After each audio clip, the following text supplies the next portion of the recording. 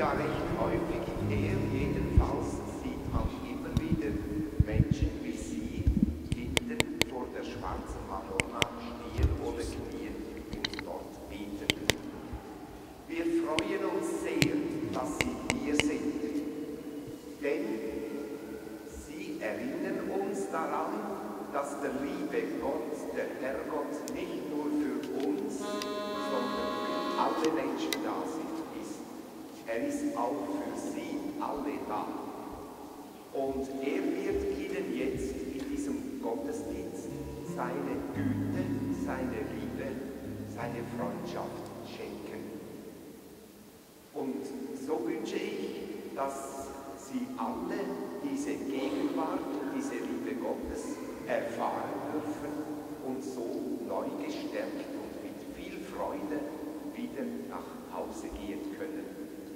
In diesem Sinne wünsche ich einen gnadenreichen Aufenthalt hier im Einsiedler.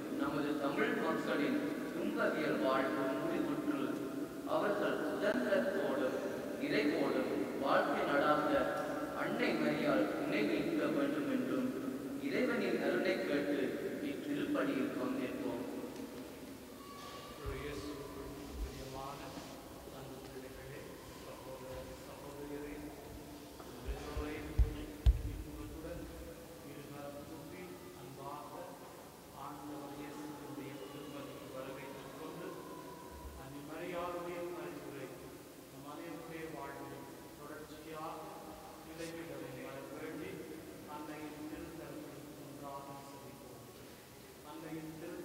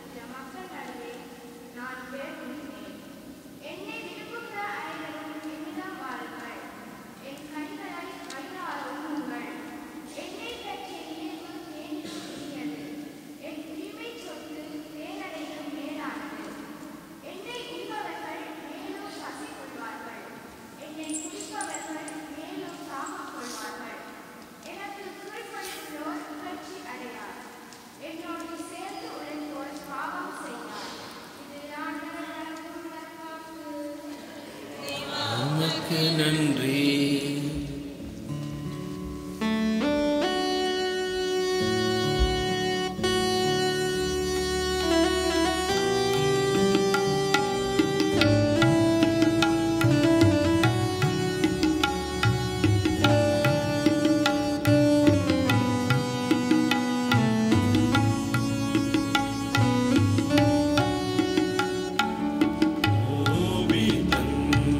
நகைகள் அணிந்து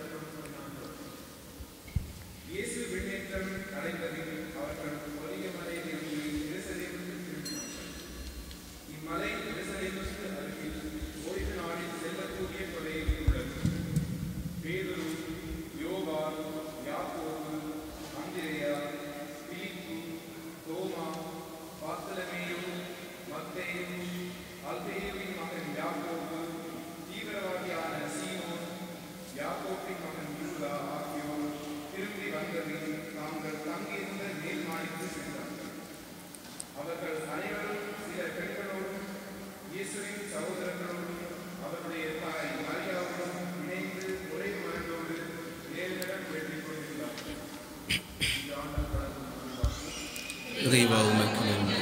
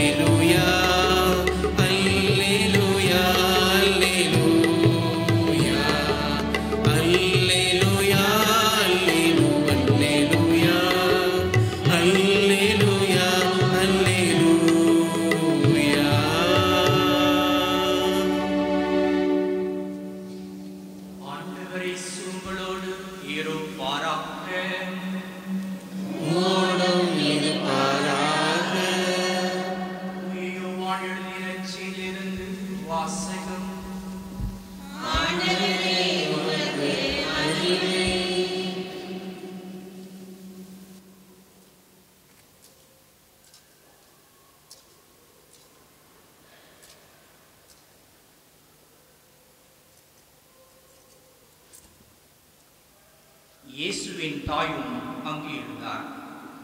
தூய யோவான் எழுதின செய்தி பிரிவு 2 திருவரிகள் 1 முதல் 11 வரை. அக்காலத்தில் கலிலேயாவில் உள்ள கானாவில் திருமணம் ஒன்று நடைபெற்றது. இயேசுவின் தாயும் அங்கு இருந்தார். இயேசுவும் அவருடைய சீடரும் அத்திருமணத்திற்கு அழைப்பு பெற்றிருந்தனர். திருமண விழாவில் திராட்சை ரசம் தீர்ந்து போகவே இயேசுவின் தாய் அவரை நோக்கி, திராட்சை ரசம் தீர்ந்து விட்டது என்றார். இயேசு அவரிடம், அம்மா, அதை பற்றி நாம் என்ன செய்ய முடியும்? எனது நேரம் இன்னும் வரவில்லையே என்றார். இயேசுவின் தாய் பணியாளரிடம், அவர் உங்களுக்கு சொல்வதெல்லாம் செய்யுங்கள் என்றார். யூதரின் தூய்மை சடங்குகளுக்கு தேவையான 6 கல்பொட்டிகள் அங்கே இருந்தன. அவை ஒவ்வொன்றும் 2-3 குடம் தண்ணீர் கொள்ளும். இயேசு அவர்களிடம், இத்தொட்டிகளில் தண்ணீர் நிரப்புங்கள் என்று கூறினார். அவர்கள் அவற்றை விளிம்பு வரை நிரப்பினார்கள். பின்பு அவர், இப்போது மொண்டு பந்தி மேற்பார்வையாளரிடம் கொண்டு போங்கள் என்று அவர்களிடம் கூறினார்.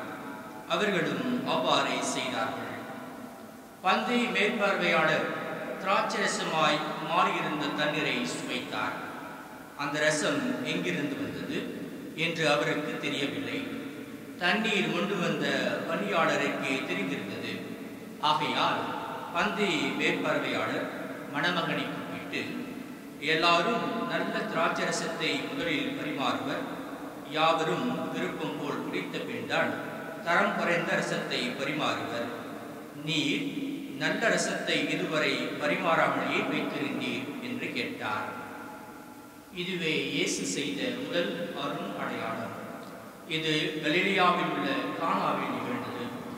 இதன் வழியாக அவர் தம் ஆட்சியை வெளிப்படுத்தினார். அவருடைய சீடரும் அவரிடம் நம்பிக்கை கொண்டனர். இது கிறிஸ்துவின் நற்செய்தி.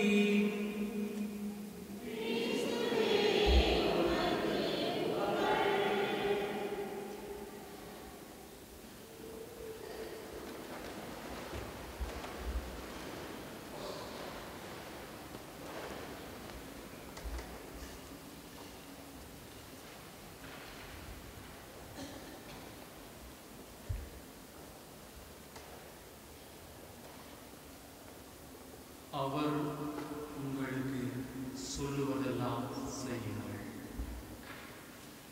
இயேசுவுக்குள் பிரியமான அன்பு பிள்ளைகளே, சகோதர சகோதரிகளே, அன்னையின் பெருவிழா வாழ்த்துக்களோடு சென்ற கோடை விடுமுறையின் போது லண்டனுக்கு சென்றிருந்தேன். அங்கு ஒரு ஆலய இவ்வாறான திருவிழா திருப்பலில் நிறைவேற்றி சென்ற பொழுது 2 சிறுமிகளை சந்தித்தேன். அந்த 2 சிறுமிகளிடம் கேட்டேன், நீங்கள் எதற்காக இங்கு வந்திருக்கிறீர்கள் என்று. அப்பொழுது அந்த சிறுமிகள் எனக்கு சொன்ன பாதை, நாங்கள் இங்கு பிக்னிக் வந்திருக்கிறோம், நாங்கள் இங்கு சந்தோஷமாக நாளை கழித்திட வந்திருக்கிறோம் என்று பதில் கொடுத்தார்கள். அப்பொழுது அவர்களிடம் மீண்டும் கேட்டேன், நீங்கள் இங்கு பிக்னிக் வந்து என்ன செய்வீர்கள்? அப்பொழுது அந்த 2 சிறுமிகளும் சொன்னார்கள், நாங்கள் வந்திருக்கிற அந்த இடத்திலே ஒரு ஏரி இருக்கின்றது, அந்த ஏரிக்கு போவோம். அவரிடம் மீண்டும் கேட்டேன், அந்த ஏரிக்கு போய் என்ன செய்வீர்கள்? அப்பொழுது அந்த 2 சிறுமிகளும் சொன்னார்கள், அந்த ஏரியிலே நிறைய வாத்துக்கள் உண்டு, அந்த வாத்துக்களோடு விளையாடுவோம் என்று சொன்னார்கள். இதுதான் அவர்களுடைய யதார்த்தம். அவர்கள் அந்த இடத்துக்கு அம்மா அப்பாவோடு கூட சென்றது அதுதான். அதே போன்று நாமும் அன்னை மரியாளுடைய திருக்கரங்களை நோக்கி அல்லது அன்னை மரியாளின் பதிகளை நோக்கி பல்வேறு காலங்களில் பல்வேறு இடங்களுக்கு செல்கின்றோம். அவ்வாறு செல்லும் பொழுதெல்லாம் நமக்குள் பல்வேறான காரணங்களை முன்வைத்துக் கொண்டு செல்கின்றோம். அந்த காரணங்களுக்காக இடங்களிலே வேண்டுதல் எழுப்புகின்றோம், அல்லது நாம் பெற்றுக்கொண்ட விடயங்களுக்காக நன்றி கூறுகின்றோம். ஒரு தடவை ஒரு பெற்றோர் தங்களுடைய மகனுக்கு 1ஆம் வகுப்பிலே தாங்கள் விரும்பிய பாடசாலையிலே அனுமதி பெற வேண்டும் என்பதற்காக முயற்சியில் ஈடுபட்டார்கள். இப்பொழுதுதான் நம்ம நாட்டில் 1ஆம் வகுப்பு அட்மிஷனுக்கு சரியான கஷ்டமான விடயமாகிவிட்டது. ஏனென்று சொன்னால் அரசாங்கத்தினாலே பல்வேறு விதமான சட்டத்திட்டங்கள் போடப்பட்டிருக்கின்றன.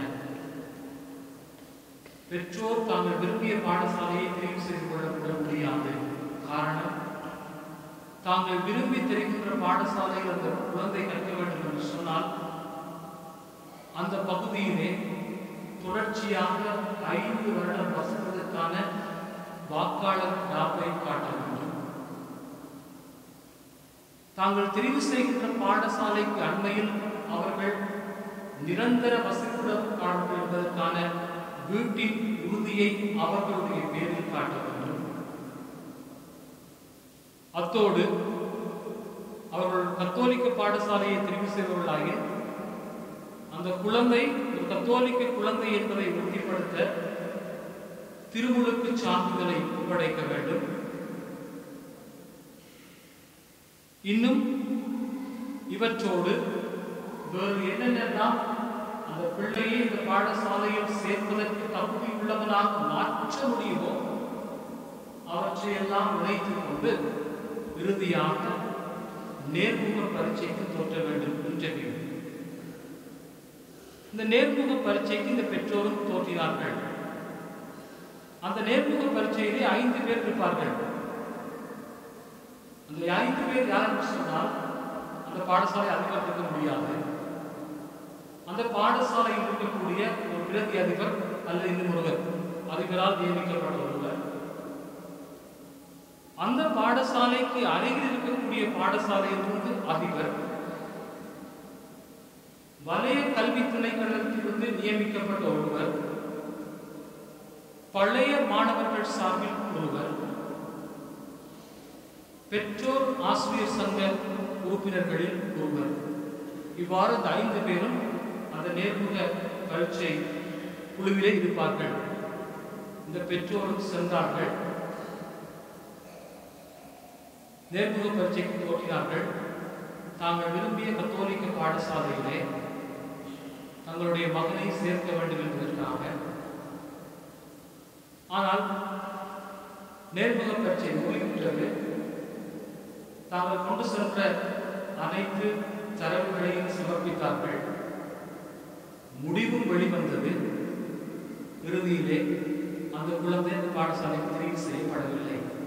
ஏனென்றால் அவர்கள் கொடுக்கின்ற ஒவ்வொருவருக்கும் புள்ளிகள் கொடுக்கப்படும். வாக்காளர் தாக்குக்கு ஒரு வருடத்திற்கு 7 புள்ளிகள், அவை 5 வருடம் சமர்ப்பித்தால் 35 புள்ளிகள். இந்த பிள்ளை தெரிவு செய்யப்படவில்லை. அப்பொழுது அந்த பிள்ளையிடத்திலே யாரோ சொல்லியிருக்கிறார்கள், பெற்றோரிடத்திலே யாரோ சொல்லியிருக்கிறார்கள், நீங்கள் சென்று இந்த ஃபாதரை சந்திச்சிங்கன்னு சொன்னா அவர் உங்களுக்கு அந்த கல்லூரியிலே உங்களுடைய பிள்ளையை சேர்ப்பதற்கு ஆவணம் செய்து கொடுப்பார், பரிந்துரை செய்து கொடுப்பார். நீங்கள் சென்று அவரை சந்தியுங்கள் என்று அவரிடத்திலே கூறியிருக்கிறார்கள்.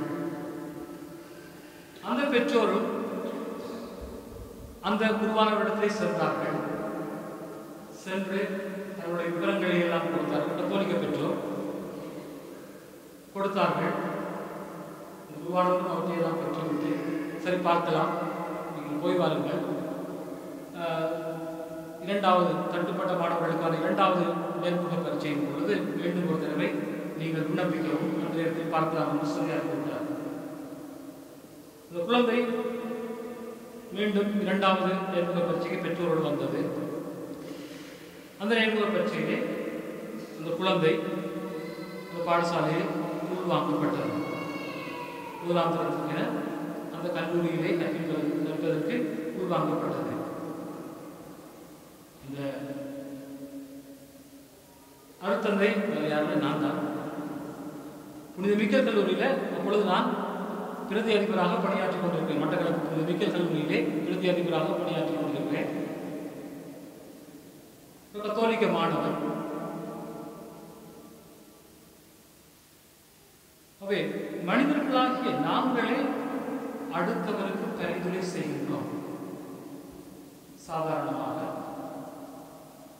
மனிதர்களாகிய நாங்களே அடுத்தவருடைய தேவைகளின் பொழுது பரிந்துரை செய்பவர்களாக அல்லது உதவி முகவர்களாக செயற்படுகின்றோம். எத்தனையோ விடயங்களில் இருக்கின்ற ஒவ்வொருவரும் ஏதோ ஒரு விதத்திலே அடுத்தவருக்கு பரிந்துரை செய்தவராக அல்லது உதவி புரிந்தவர்களாக இருந்திருக்கிறீர்கள்.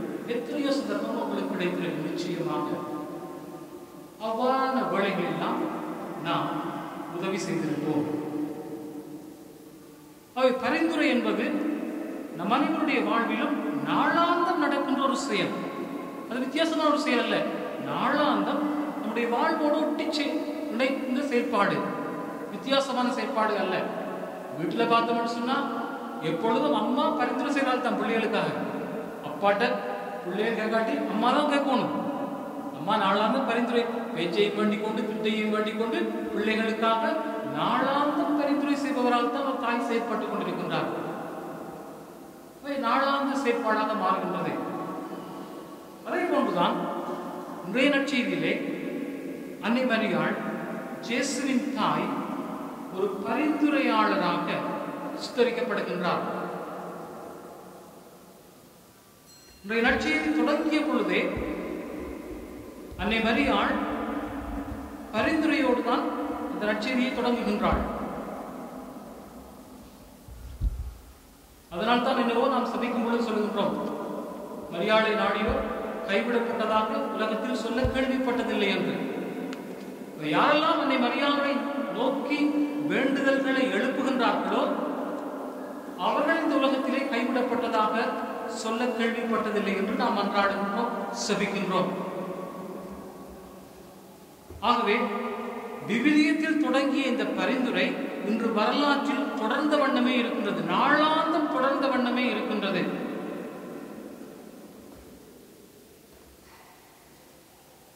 அதன் விளைவாகத்தான் இன்று நாம் பார்க்கக்கூடிய பல்வேறு திருத்தலங்கள் நமக்கு இருக்கின்றன. மடு திருத்தலமாக இருக்கலாம், வேளாங்கண்ணி அன்னையின் திருத்தலமாக இருக்கலாம், ஏன் நாம் கூடியிருக்கின்ற இந்த கருப்பு மாதா திருத்தலமாக இருக்கலாம், பாத்திமா அன்னையாக இருக்கலாம், லூர்து அன்னையாக இருக்கலாம், அல்லது உலகத்தின் எல்லா திசைகளிலும் இருக்கக்கூடிய அன்னையினுடைய திருத்தலங்களாக இருக்கலாம். அதனால்தான் இந்த புனவஞ்சர் மிக அழகாக சொல்லுகிறார், கடவுள் இந்த உலகத்தை இன்னும் அழகான உலகமாக படைக்கலாம். ஏன்? கடவுள் விண்ணை கூட இன்னும் அழகானதாக படைக்கலாம். ஆனால் இன்னும் ஒரு அழகான கன்னிமரியாளை படைக்க முடியாது. அத்தகைய உன்னதமான அழகான மரியாளை இறைவன் படைத்து விட்டார் என்று புனித புனவஞ்சர் சொல்கிறார். அதனால் தான் என்னவோ நாம் பாடுகின்றோம், அழகின் முழுமையே தாயே. மரியாளை அழகின் நிறைவு என்று பாடுகின்றோம், முழுமை என்று பாடுகின்றோம். அத்தகைய அன்னையினுடைய பிரசன்னத்திலே நாங்கள் கூடியிருக்கின்றோம். அன்னையினுடைய திருத்தலங்களை நாடி செல்பவர்கள் அவர்கள் திரும்பி செல்கின்ற பொழுது கேட்ட வரங்களை பெறாமல் சென்று விடுவதில்லை, வெறுங்கையோடு திரும்பி செல்லுவதில்லை.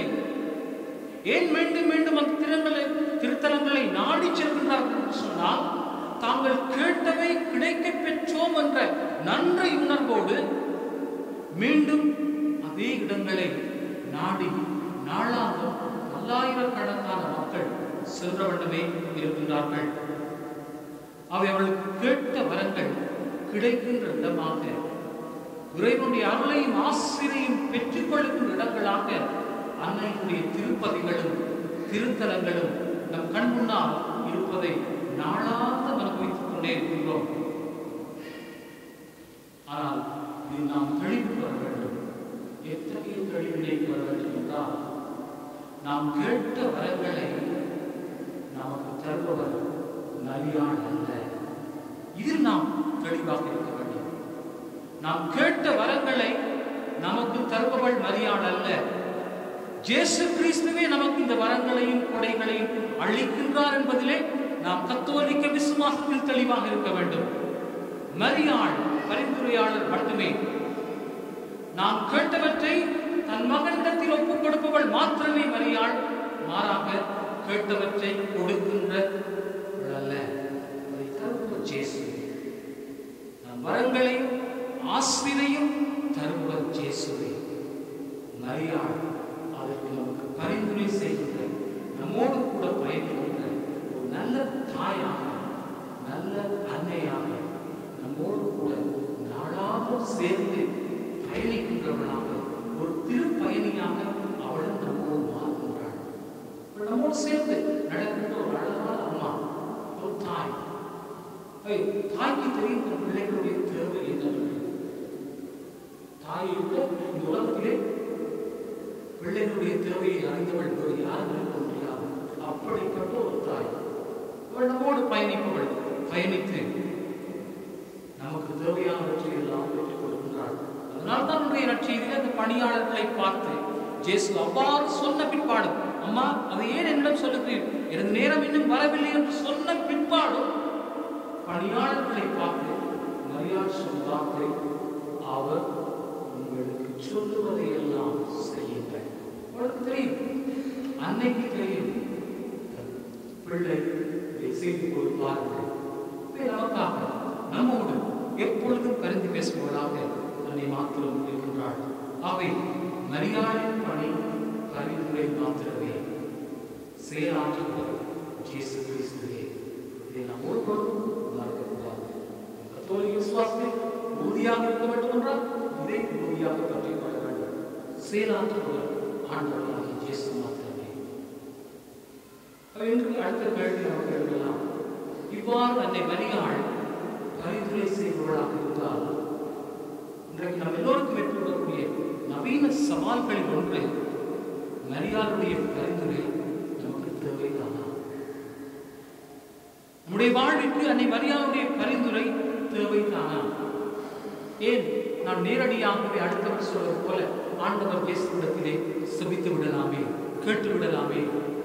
அவர்தான் செயலாற்றுபவர் என்றால், அவர்தான் எனக்கு கேட்டவற்றை தருபவர் என்றால் இயேசுவிடத்திலேயே நாம் மன்றாடி விடலாமே என்ற அடுத்த கேள்வியை கேட்டுவிடலாம். ஏன் நாம் நேரடியாக கேட்கக்கூடாது? நல்ல கேள்வி, நியாயமான கேள்வி, தேவையான கேள்வி. ஆனாலும் மறக்காதீர்கள், இந்த பூமியிலே பிறந்த மனிதர்கள் யாருமே தனித்தவர்கள் அல்ல. இந்த உலகத்தில் பிறந்த மனிதர்கள் யாருமே தனித்தவர்கள் அல்ல. நமக்கு அடுத்தவர் தேவை. அதனால ஒரு பாடல் சொல்றது, தாய் இல்லாமல் நான் இல்லை, தானே ஒரு பிறந்ததில்லை. அது எனக்கு அடுத்தவன் வேணும். எல்லாருக்கும் தேவை, எல்லோருக்குமே அடுத்தவர்கள் தேவை. யாருமே சொல்ல முடியாது எனக்கு யாருமே தேவையில்லை, யாருமே சொல்ல முடியாது. எல்லாருக்கும் அடுத்தவர் தேவை. நமது நாளாந்த பயணம் தனித்த பயணம் அல்ல, இணைந்த பயணம், அடுத்தவரோடு சேர்ந்து பயணிக்கிற பயணம். அவை எனக்கு அடுத்தவர் தேவை. நாம் இணைந்து பயணிக்கிற பயணிகளினாலே எனக்கு அடுத்தவர் தேவை. பல்வேறு நிலைகளிலே எனக்கு அடுத்தவருடைய உதவி, ஒத்தாசை தேவைப்படுகின்றது. வீட்டிலே பிள்ளைகளுக்கு அம்மா அப்பா தேவை. இன்றைக்கு எத்தனையோ பிள்ளைகள் அம்மா அப்பா இல்லாத அனாதைகளாக இருக்கிறார்கள். தாயினுடைய அரவணைப்புக்காக ஏங்கி தவிக்கின்றார்கள். அம்மா அப்பா இல்லாத பிள்ளைகளுக்கு தான் தெரியும் தாய் தந்தையினுடைய அருமை என்னவென்று. அடுத்த குழந்தைகளை பெற்றோர் கொஞ்சி அரவணைத்து கொண்டாடுகின்ற பொழுது இந்த குழந்தைகள் கண்ணீர் வடிக்கின்றார்கள். எனக்கு ஒரு அம்மா அப்பா இல்லையே, என்னை கட்டி அரவணைத்து கொண்டாட என்னுடைய அம்மா அப்பா எனக்கு இல்லையே என்று அந்த குழந்தைகள் அழுகின்றார்கள்.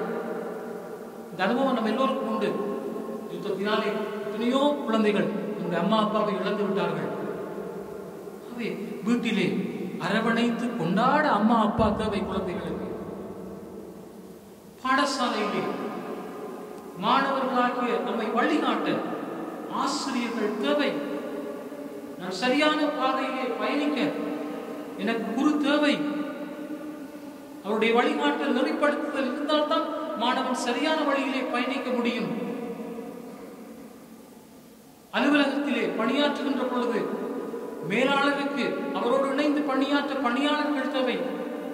மேலாளர் மட்டும் இருந்து விட்டால் பணிகள் நிறைவு பெற்று விடாது. அவருடைய உதவியாளர்கள் இருந்தால் தான் அந்த பணிகள் நிறைவு சென்றடையும். அதே போன்று ஆலயத்திலே குரு மட்டும் தனித்து செயல்பட முடியாது. குருவோடு இணைந்து திருச்சபையும் இருக்க வேண்டும். திருச்சபை இல்லாமல் ஆலய குருவின் பணி ஒன்றுமே இல்லை. எனவே நாம் இணைந்த பயணிகள், தனித்த பயணிகள் அல்ல. உலக பயணத்திலே யாருமே தனித்து பயணித்து விட முடியாது. எல்லோருக்குமே அடுத்தவர் தேவை. ஒருவரிலே தங்கி வாழ்கின்றோம். அதே போன்று இயேசுவோடு நானும் நீங்களும் இணைய வேண்டும் என்றால் மரியாள் வேண்டும். மரியாள் இல்லாமல் இயேசுவோடு நாம் இணைந்து விட முடியாது. மரியாளை புறக்கணித்து விட்டு, மரியாளை ஒதுக்கிவிட்டு இயேசுவோடு நாம் இணைந்து விட முடியாது. நாம் தமிழிலே அழகாக சொல்லுவோம், கோழி மிதித்து குஞ்சு சாகாது. அதே போல தாயினால் கெட்டவர்கள் இந்த உலகத்தில் யாரும் இல்லை. சில வேளைகளில் விதிவிலக்கு இருக்கலாம், 1-2 விதிவிலக்கெல்லாம் வாழ்வாய் விடாது. இந்த உலகத்திலே தாயினாலே அழிந்தவர்கள் என்றோ கெட்டு போனவர்கள் என்றோ சரித்திரம் கிடையாது.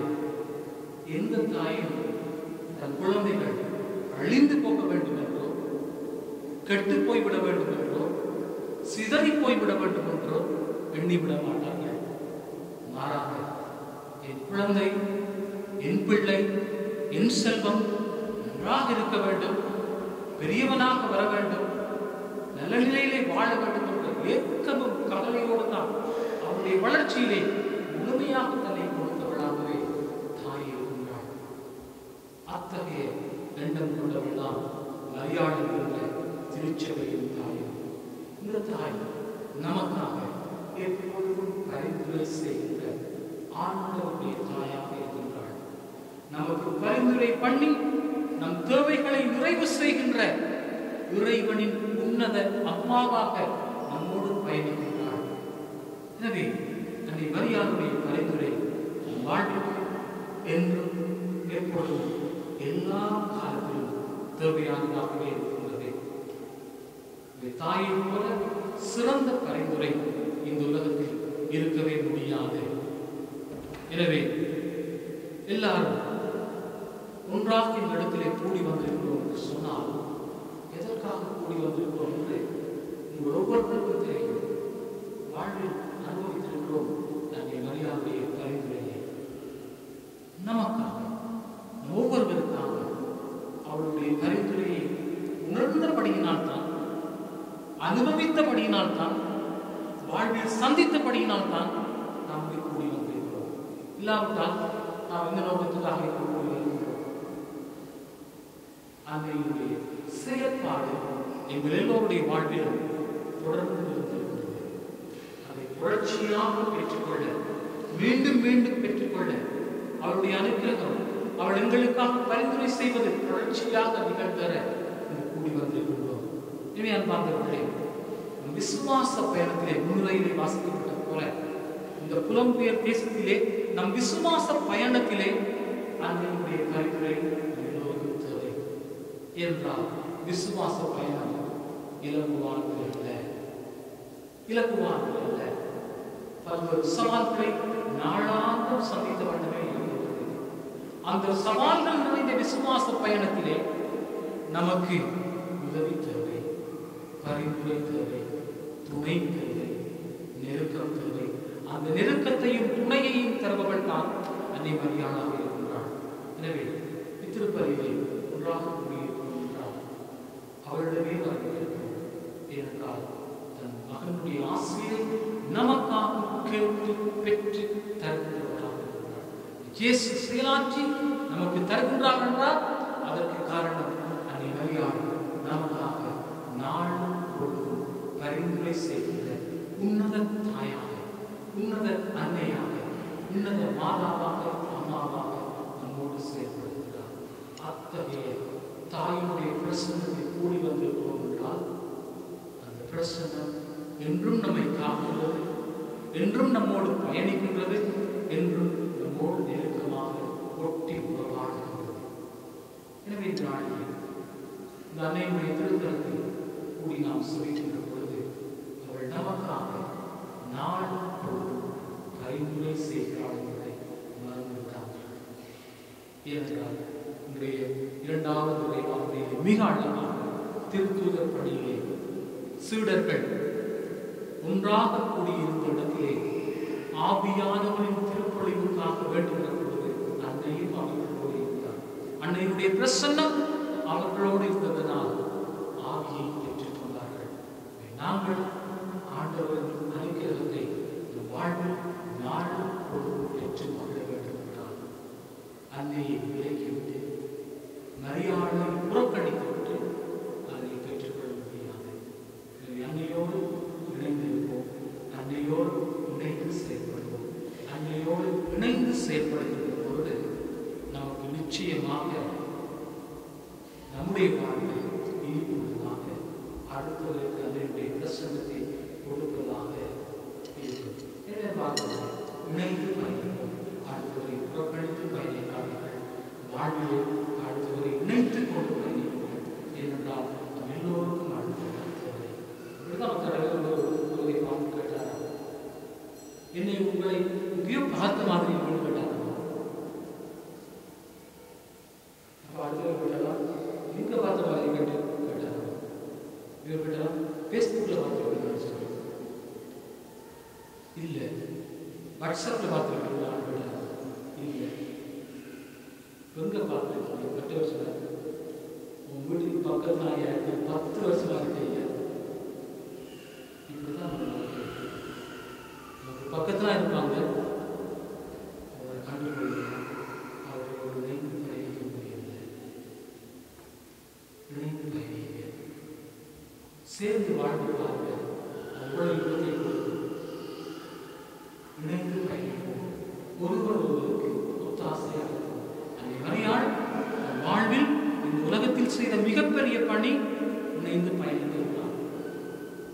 இயேசுவோடும் இணைந்து பயணித்தாள், திருச்சபையோடும் இணைந்து பயணித்தாள். அதே போல நாங்களும் அடுத்தவரோடு மரியாதை போல இணைந்து பயணிப்போம். இணைந்து பயணித்தால் நமக்கு எல்லாமே